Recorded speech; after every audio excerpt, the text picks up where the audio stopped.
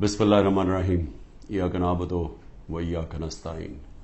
मेरे पाकिस्तानियों, आज IMF की डेलीगेशन से मैंने मीटिंग की और मेरी टीम ने, और इस मीटिंग का मकसद जिस तरह सबको अंदाजा होगा, वो मीटिंग का मकसद ये था कि IMF एक 9 महीने के लिए एक प्रोग्राम लेके आ रहा है जिसको स्टैंड बाय एग्रीमेंट कहते हैं। ये क्यों लेके आ रहा है? क्योंकि अगर ये IMF का अब कर्जा जो $3 अरब का इनको नहीं मिलता, तो ये याद रखें कि पाकिस्तान, जो मैं आज से साल पहले कह रहा था, बल्कि 13 महीने पहले मैंने जब कहा, तो मेरे ऊपर इन्होंने कहा गद्दारी का केस करना चाहिए। सारा शोर मच गया कि इमरान खान मुल्क के अंदर एक वो फिजा बना रहा है जिससे मुल्क की मैशत को नुकसान होगा। मैं ये कह रहा था कि जिस तरह ये हुकूमत जा रही है, पाकिस्तान को डिफॉल्ट का खदशा है। डिफॉल्ट का पहले मतलब समझ ले क्या है। डिफॉल्ट का मतलब ये है कि अगर इनकी अभी पिछले महीने 38% महंगाई थी, पाकिस्तान की तारीख की सबसे ज्यादा है, तो अगर पाकिस्तान डिफॉल्ट कर जाता है, यानी अपने कर्जे वापस नहीं कर सकता, तो ये इससे दुगनी हो जाएगी, ये 60% पे पहुंच जाएगी। बल्कि ये वो जिसको कहते हैं हाइपर इन्फ्लेशन, कि वो आएगी महंगाई पाकिस्तान में कि लोग, यानी एक डबल रोटी लेने के लिए नोटों की थदियां ले जानी पड़ेंगी, यानी जिसको हाइपर इन्फ्लेशन कहते हैं। उससे कमजोर तो बिल्कुल ही पिस जाता है ना।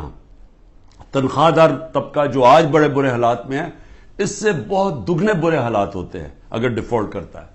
और सिर्फ फायदा किनको होता है? जिन्होंने डॉलर में पैसा रखा हुआ है, जो मुल्क से बाहर हैं।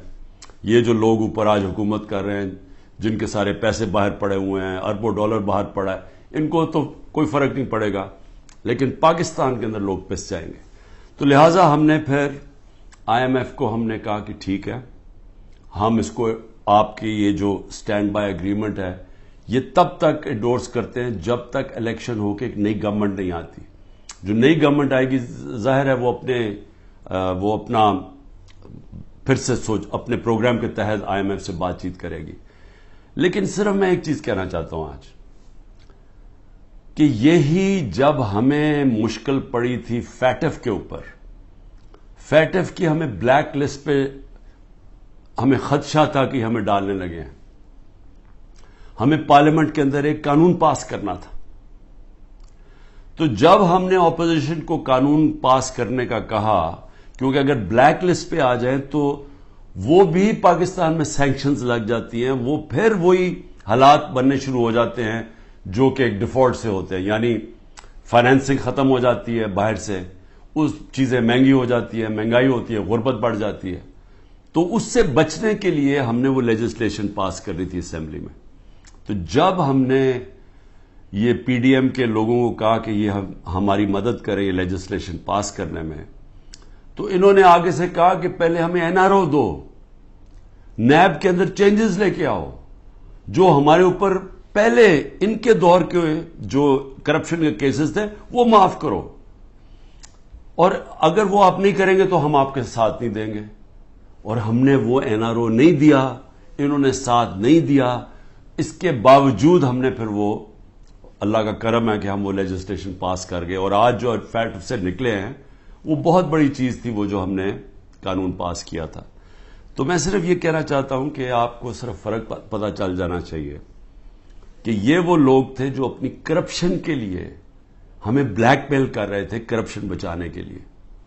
आज ये हालात है जब हम इनकी मदद कर रहे हैं, क्योंकि हम IMF को क्यों चाहिए कि हमारी मदद क्यों चाहिए? उन्हें पता है कि आगे केयरटेकर गवर्नमेंट आ रही है, इलेक्शन जब आएंगे केयरटेकर गवर्नमेंट ये नहीं कर सकती, तो उनको चाहिए कि सारी पार्टीज का कंसेंसस चाहिए। हम सिर्फ मदद पाकिस्तान के लिए कर रहे हैं, जबकि 10,000 हमारे कारकुन जेलों में हैं। आज जो हमारी इकोनॉमिक टीम थी वो सारी अंडरग्राउंड है। उनको इकट्ठा किया, जूम के ऊपर लिया। मेरे ऊपर 180 केसेस बन चुके हैं। सारी सीनियर लीडरशिप की याद अंदर है केसेस हैं, और जो बाहर निकलती हैं तो उनको कहते हैं कि जी पहले का पार्टी छोड़ोगे, नहीं तो हम आपको अंदर रखेंगे।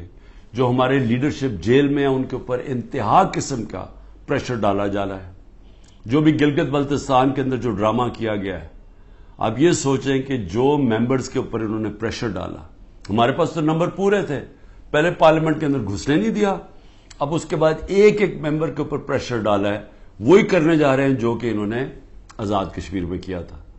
تو ایک طرف تو یہ ہو رہا ہے, اور اس کے باوجود ہم آج کیونکہ ہمارے ملک کو نقصان نہ ہو, ہم نے یہ فیصلہ کیا ہے کہ ہم اس اسٹینڈ بائی اگریمنٹ کو بیکنگ دیتے ہیں تب تک جب تک الیکشن نہیں ہوتی. اب اس میں دو اور چیزیں تھیں. میں نے آئی ایم ایف کے جو امریکہ سے جو ہیڈ تھے, ان سے جو میں بات کر رہا تھا, ان کو میں نے ایک چیز سمجھائی کہ میں نے کہا جب تک اس ملک میں پولیٹیکل سٹیبلٹی نہیں آتی, سیاسی استحکام نہیں آتا, تو یہ جس طرح یہ ملک چل رہا ہے, یہ اب تھوڑی دیر اگر آپ 3 ارب دے بھی دیں گے اور 3 ارب ڈالر کی دے رہے ہیں, تھوڑے سے اور ڈالرز بھی 5-6 ارب ڈالر اور بھی آ جائیں گے, تو یہ تو کینسر کا علاج ڈسپلن سے ہو رہا ہے. جو کینسر ہے وہ پھیلتی جا رہی ہے, اور کینسر کیا ہے کہ ملک میں سیاسی استحکام ہی نہیں ہے. اور وہ کیوں نہیں ہے؟ کیونکہ یہ سب پارٹیز نے مل کے اور ساتھ اسٹیبلشمنٹ, کیونکہ تحریک انصاف اقتدار میں نہ آئے, الیکشن تب کروائیں گے جب یہ سمجھتے ہیں کہ پارٹی تحریک انصاف الیکشن نہیں لڑ سکے گی. جب ان کو اوپر اتنا دباؤ ڈالیں گے, اس کو اس طرح کرش کریں گے کہ جب وہ بالکل الیکشن نہیں لڑ سکے گی تب الیکشن کروائیں گے. میں آج اپنی قوم کے سامنے کہنا چاہتا ہوں کہ یہ جب سے رجیم چینج ہوا ہے, جب سے ہماری گورنمنٹ گرائی ہے, تب سے کوشش کر رہے ہیں پارٹی کو ختم کرنے کی.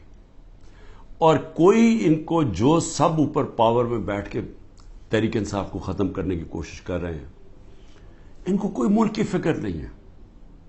انہوں نے جو پاکستان کی معیشت سے کیا, میں آپ کو پھر کہتا ہوں دشمن بھی نہ کریں. میڈیا کنٹرول کر لیا ہے, ایک کنٹرول میڈیا ایک بات کرتا جا رہا ہے کہ جو یہ تو پیچھے سے یہ تحریک انصاف کی وجہ سے ساری مشکلات آئی ہیں. پھر سے میں کہتا ہوں کہ ہر سال شائع ہوتا ہے اکنامک سروے آف پاکستان. ذرا اکنامک سروے آف پاکستان میں دیکھ تو لیں کہ بینکرپٹ گورنمنٹ 2018 میں ملی, اور کورونا کے باوجود کیسے 6% پاکستان کی معیشت آگے بڑھ رہی تھی, گروتھ ریٹ تھی. 2 آخری سالوں میں جو ایوریج تھی وہ 6% تھی. تو کتنی دفعہ پاکستان کی معیشت اتنی تیزی سے اوپر گئی ہے. انڈسٹری بڑھ رہی تھی, دولت میں اضافہ تھا, پر کیپٹا انکم بن رہی تھی, ٹیکس بڑھ رہے تھے, ایکسپورٹس بڑھ رہی تھی, ریمیٹنسز بڑھ رہی تھی. تو جب ایک ملک ترقی کر رہا تھا, اس گورنمنٹ کو گرا کے جس کو لے کے آئے ہیں, انہوں نے کیا ہے, انہوں نے ان کی جو پالیسیز تھیں, اور یہ ہمیشہ یہ ملک بینکرپٹ چھوڑ کے گئے ہیں. 99 میں بھی جب یہ نون لیگ گئی ملک بینکرپٹ تھا, 2018 میں بھی بینکرپٹ کر کے گئے, اور پھر آتے ساتھ ہی ایک اکانومی جو چل رہی تھی اس کو بینکرپٹ کر دیا. انہوں نے کیا, انہوں نے پہلے بھی جب ایکسچینج ریٹ کو زبردستی روک دیا جب 2018 میں, تو ایکسپورٹس گر گئی. انہوں نے روپے کو جب اوپر رکھا جو اس کی مارکیٹ ویلیو نہیں تھی, تو اسے ہوا کیا, امپورٹ سستی ہو گئی, ایکسپورٹس مہنگی ہو گئی, ایکسپورٹس گر گئی. جب ایکسپورٹس گری ڈالر کی جب 3 گنا زیادہ جب امپورٹس ہو جائیں ایکسپورٹس کی, تو وہ ملک کیسے آگے ترقی کر سکتا ہے. تو تب بھی انہوں نے یہی کیا. اس بار آتے ساتھ ہی انہوں نے یہ نون لیگ نے پھر وہ کیا, روک دیا اس کو روپے کو گرنے سے. لیکن مصنوعی طور پہ جب آپ روکتے ہیں, اس کا کیا ہوا کہ ریمیٹنسز گرنی شروع ہو گئی, ایکسپورٹس گرنی شروع ہو گئی. پھر را مٹیریلز جو امپورٹ کرتے ہیں ہم انڈسٹری کے لیے, اس کو بند کر دیا. انڈسٹری نیچے جانی شروع ہو گئی, ٹیکس کلیکشن نیچے جانی شروع ہو گئی. 3 ارب ڈالر کا ہمیں مل رہا ہے اس وقت آئی ایم ایف سے اسٹینڈ بائی اگریمنٹ پہ جو پیسہ آئے گا. 7 ارب ڈالر صرف 1 سال میں پاکستان کو نقصان ہوا ہے ایکسپورٹس کی کمی میں اور ریمیٹنسز کی کمی میں. ریمیٹنسز کی کمی میں کیوں ہوا؟ کیونکہ اتنا فرق پڑ گیا مارکیٹ میں، روپیہ کی قدر کدھر چلی گئی اور آفیشل کدھر تھی کہ لوگوں نے بینکوں کے تھرو پیسہ نہیں بھیجا، دوسری طرح پیسہ بھیجنا شروع کیا، ہمارا ریمیٹنسز کم ہو گئی اور ایکسپورٹس کم ہونی تھی۔ جب انڈسٹری کے اوپر انہوں نے را مٹیریل بند کر دیا، ایکسپورٹس کم ہو گئی، تو $7 ارب کا ایک سال میں کمی آئی ان کے دور میں، جبکہ $3 ارب کا ہم اب قرضہ لے رہے ہیں۔ قرضے بڑھتے جا رہے ہیں، آمدنی سکڑتی جا رہی ہے۔ کوئی ملک چل سکتا ہے ایسے؟ اور کتنی دیر چلے گا؟ اور پھر اوپر سے سیاسی استحکام ہی نہیں ہے، لوگ ملک چھوڑ کے جا رہے ہیں، ملک سے ڈالرز باہر جا رہے ہیں۔ جب پروفیشنلز بھی باہر جا رہے ہیں اور ڈالرز بھی باہر جا رہے ہیں تو آگے کیا رہ گیا مستقبل پاکستان کا؟ اس لیے ہم نے IMF کو بھی سمجھایا، میں نے اس کو سمجھایا، میں نے کہا دیکھو جب تک فری اینڈ فیئر الیکشنز نہیں ہوں گے یہ ملک اب یہاں سیاسی استحکام نہیں آئے گا اور اکانومی ٹھیک نہیں ہونے لگی۔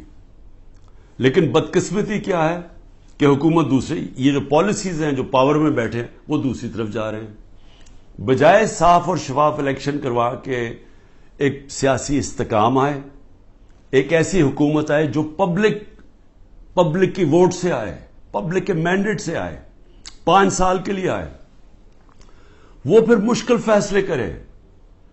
مشکل فیصلے کا مطلب اصلاحات کرے۔ اصلاحات تب ہوتی ہیں ملک میں جب پبلک ایک گورنمنٹ کے ساتھ کھڑی ہو، اعتماد رکھیں گورنمنٹ میں، تب مشکل فیصلے ہوتے ہیں۔ جب وہ گورنمنٹ ان کو کہے کہ یہ ہم اس ملک میں سرجری کر رہے ہیں، یہ ہم اصلاحات کر رہے ہیں، آپ کو شروع میں تکلیف ہوگی لیکن بعد میں آپ کے حالات بہتر ہو جائیں گے۔ لیکن وہ گورنمنٹ کر سکتی ہے جس کو پبلک اس پہ اعتماد رکھے۔ اب ان کے اوپر کس نے اعتماد رکھنا ہے؟ کیونکہ جو انہوں نے کہا کہ جی میں 200 سے کم روپیہ کروں گا، آتے ساتھ اس نے کہا $1 کم کروں گا، پہلے تو کہا 100 سے کم کروں گا، یہ سارے انہوں نے نعرے مارتے رہے، ہم مہنگائی کم کریں گے۔ مہنگائی بھی تاریخی، روپیہ بھی تاریخی طور پہ نیچے گرا۔ اس کے علاوہ جو انہوں نے وعدے کیے سب کے سامنے ہیں کہ کدھر کھڑے ہیں، لوگوں کے آج حالات کیا ہے۔ تو اب ان کے اوپر تو اعتماد آنے نہیں لگا۔ جو کوشش کی جا رہی ہے انجینئرنگ کی، وہ یہ لوگ پھر واپس آ جائیں گے۔ تحریک انصاف کو کوشش کی جا رہی ہے کہ اس کو ختم کیا جائے، تو اس سے تو سیاسی استحکام نہیں آنے لگا اور اس سے تو آگے کوئی ملک کا مستقبل ہی نظر آ رہا۔ تو لہٰذا ہم نے ان کو یہ ضرور کہا کہ دیکھیں جو آئین کہتا ہے، آئین کے مطابق الیکشن کروائے جائیں۔ آئین جو فنڈامنٹل رائٹس، بنیادی حقوق کی حفاظت کرتا ہے، وہ اس کو امپلیمنٹ کیا جائے۔ کیونکہ آپ صرف اگر پیسے دے ہی دیں گے، پھر سے میں کہہ رہا ہوں کینسر کا علاج ڈسپلن سے ہوگا، تھوڑی دیر کے لیے فائدہ ہو جائے گا۔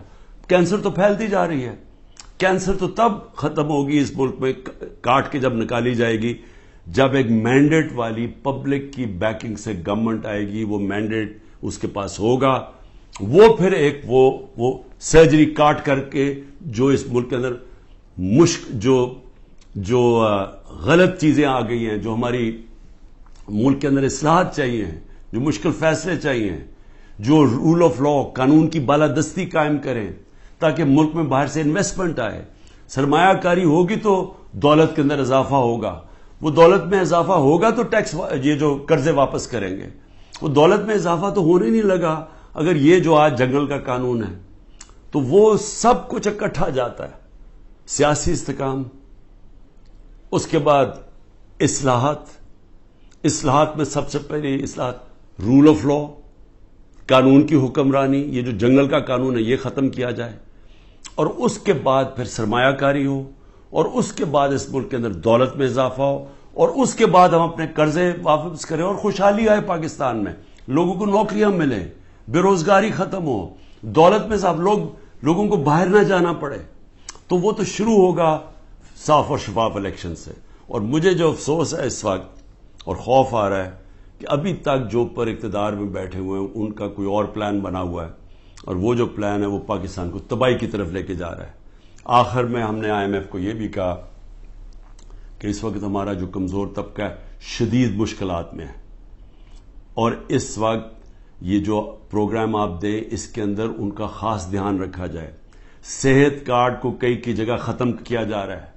یہ ایک اتنی بڑی نعمت ہے غریب لوگوں کے لیے, مڈل کلاسز کے لیے, سفید پوش کے لیے, کہ اتنی مہنگائی کے اندر کم از کم ان کا علاج وہ جائیں تو کم از کم وہ جو ہمارا صحت کارڈ کہ 10 لاکھ روپے تک ان کو کسی بھی ہسپتال میں علاج ملنا چاہیے, اس کو رول بیک کیا جا رہا ہے. اور دوسری چیز ٹارگٹ سبسڈی جو ہم لانے لگے تھے کہ بجائے آپ سبسڈائز ایسے کریں کہ پٹرول وہ عمران خان بھی اتنی قیمت کا خریدے اور ایک بیچارہ غریب آدمی بھی اتنے خریدے یا رکشہ والا بھی, ایسا نہیں ہونا چاہیے. ٹارگٹ سبسڈی ہونی چاہیے جو ہمارا پلان بنا ہوا تھا اور ہم پوری تیار کیا ہوا تھا کہ ہر طبقے کے لیے جو نچلا طبقہ ہے اس کی حفاظت کی جائے, اور جو پیسے والے لوگ ہیں وہ اتنا جو پیسے دے سکتے ہیں وہ پوری قیمت دیں. لیکن اگر آپ کم قیمت کریں گے تو سب کے لیے وہ قیمت نہ ہو.